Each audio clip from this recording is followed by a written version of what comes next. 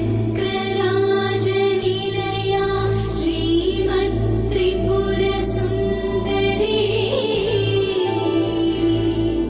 श्री शिवा शिवशक्त्यैकरूपिणी ललिताम्बिका एवं श्रीललिता देव्या नाम्नां सहस्रकं जगुः।